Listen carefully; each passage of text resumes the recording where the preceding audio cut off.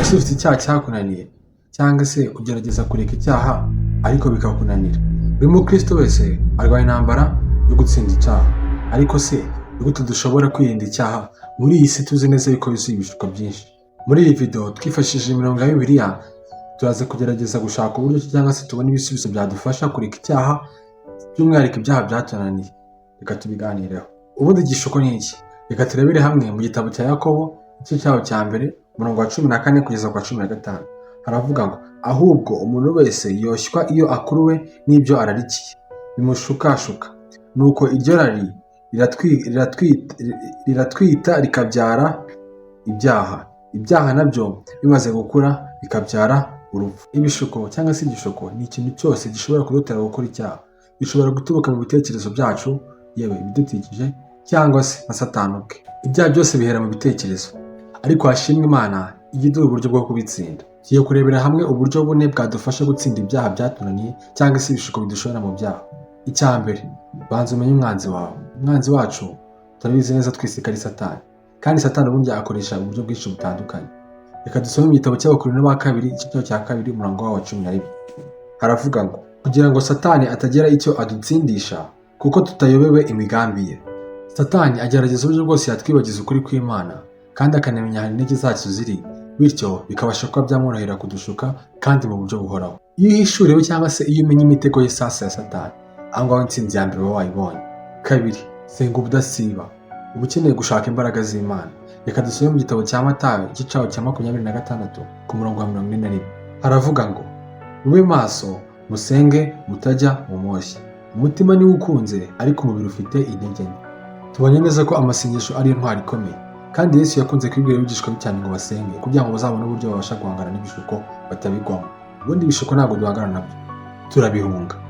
Satani akenshi akunze kwibasira abantu basenga gake cyangwa se abantu batazi agaciro ko gusenga. Ni iki wakora? Tangira umunsi wawe usenga, ukinjira umutima wawe. Ijambo ry'Imana urisome buri munsi, kandi usaba Imana imbaraga zo kwihanganira ibishuko. Gatatu, gabanya ikigutera kugwa mu cyaha. Muri Matayo ibice 5 umurongo wa 29 haravuga ngo ati ijisho ryawe ry'iburyo nirigushuka rikakugusha urinogore urite kure. Ibyiza ni uko wapfa ijisho rimwe biruta ko umubiri wawe wose wajugunywa muri Gehinomu. Abantu benshi rero bakunze kubishyira out of context, bakavuga ngo nyine ngo abashatse kuvuga ngo ijisho ryawe urikuremo. Oya, Yesu yarashatse kutwereka ngo ibizajya bituma tugwa mu cyaha tujye tugira uburyo bwo kubyirinda hakiri kare, kuruta ko twashaka kubijyamo tuzi ko tutari buze gukora icyaha tukaza kwisanga n'ubundi twagikoze atari byo twatekerezaga. Icyo ukwiriye gukora ni iki? Gabanya igihe ku mbuga nkoranyambaga niba bikoshya icyaha cyangwa se bikakujyana mu cyaha. Kabiri, menya aho utagomba kujya n'abo utagomba kuba uri kumwe nabo. Icya gatatu, hindura imico igushora mu byaha. Icya kane nacyo cya nyuma, shaka abakristo bakugira inama, ntukagende wenyine.